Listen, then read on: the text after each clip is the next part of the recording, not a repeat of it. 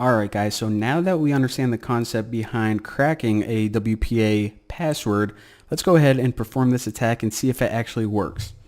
Now before this video started, what I did is I changed my Wi-Fi settings to use WPA encryption, and I also changed my Wi-Fi password to bacon123. So if we get bacon123, then we'll know that this actually works. So my card is already in monitor mode, and just so I can actually target my own network and not everyone else's around me, what I want to do is I just want to run aerodump ng and WLAN 1mon, that's the card. And I'm just going to get the MAC address, so let me stop that, of this network. So this is my network, Bucky's Wi-Fi, and again, I'm just doing this to target my own network so we don't actually try to crack anyone else's by accident. And I'm broadcasting on channel 1. So let me clear out of that and run this command again. Alright, so --BSSID. I can say I want to target that network, which is mine. And I can also specify the channel so it's not listening on any other channel. And whenever I start capturing these packets, I actually want to save them. So to do that, write --right. And what file do you want to save them to? Well, I just want to save it to desktop, and I have a folder called captures, and you can name it anything you want. I'm just going to name my WPA sample, whatever, it looks good. So now whenever I run this, what this is going to do is it's going to start listening on this network, and then whenever we stop listening, it's going to write all of those results to WPA sample. So there you go, I started listening for traffic. So what we need to do right now is we need to wait until a handshake takes place. Now the handshake, like we saw in the last video, that's the authentication process, basically a device proving to the access point that it does know the password. Now whenever this happens, we could look at that traffic, pull all of the useful data that we need out of it and plug it into the formula where we can perform our dictionary attack. So we pretty much need for some legit person to log into the networks, like an employee, a teacher, whatever. Now, if you're at like a huge office building or like a university or something, people are going to be logging into this network all the time. However, if you're at a smaller establishment or maybe just like someone's home, it may take a while for someone to actually, log in to the network. So if you don't want to wait, what you can actually do is find someone that's already connected and just send them a deauthentication packet. So then you kick them off and they're going to log back in right there. So that's a cool little trick. But take note of this. I'm picking up my tablet and I'm not connected yet. And I'm about to type in password and log in and watch what happens in this top right area. As soon as we capture that authentication, which is called a handshake, is going to give us a little indicator. So it's really awesome. You don't have to guess. Did I get one yet? Did I get one? It's going to tell you. So I picked up my tablet and we'll just pretend like I'm a teacher, like someone legit that knows the password. Go to my settings, choose this network, and then let me type in bacon123. Now I'm about to hit connect, and again, keep your eye on that and check it out. So it says WPA handshake, and this means that we did capture one. So now I can just hold down Control-C to stop that. We got the information that we needed. Now, just so I can show you guys real quick, if I go to my captures right now, you see that this is the data we collected in all these different formats. I'm going to right click this and open in Wireshark and check it out. Rearrange and so you guys can see. All right.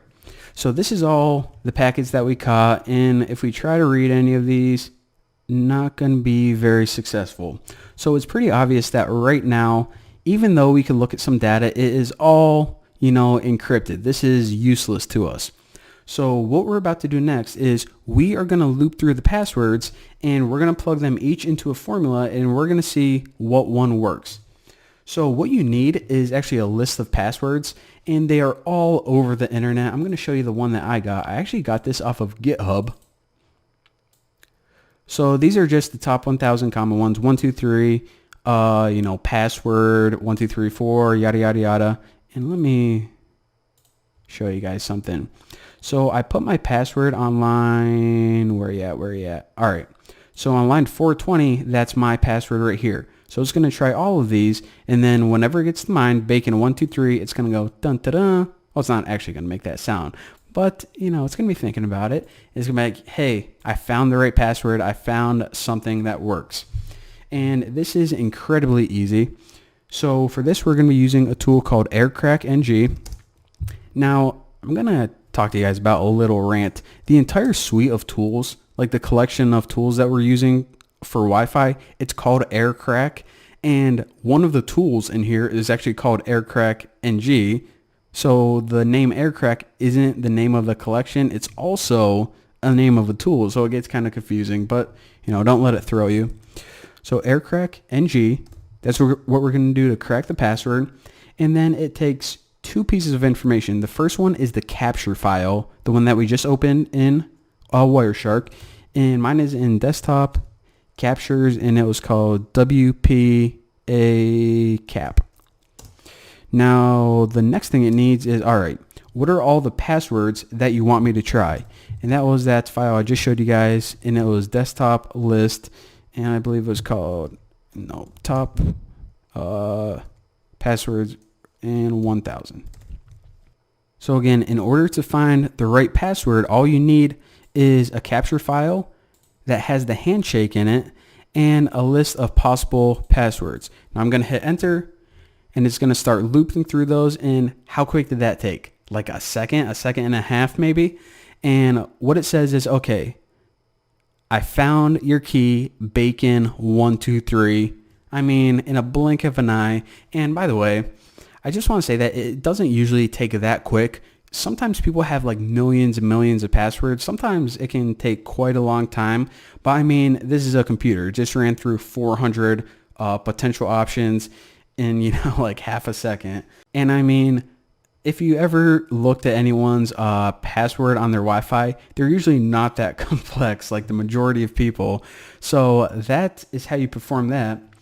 Now, what I'm going to do now that we have the password is we now have all the pieces that we need.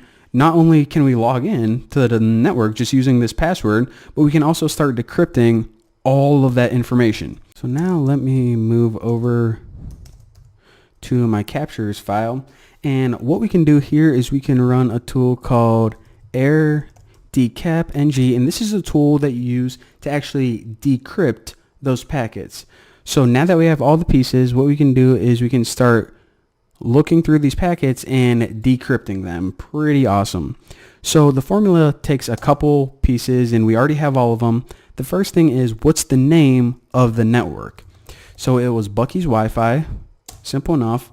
Now if you write -P, another piece that it needs is the password for that network. And we just figured that out. It was bacon 1 2 3. And the last thing you need to give, of course, is a file that you want it to decrypt. So mine was WPA sample.cap.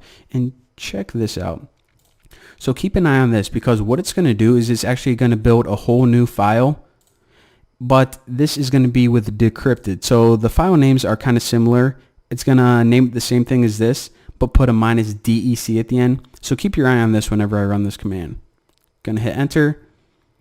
And you see that it generated a new file. Well, let me just open that up in Wireshark. Look at that. All right, so now check it out. So this was our starting point, all of the encrypted, packets over Wi-Fi. And what we did with that password is we pretty much use it to reverse engineer a key, and we now got some beautiful decrypted information that we can look through. So how beautiful is that?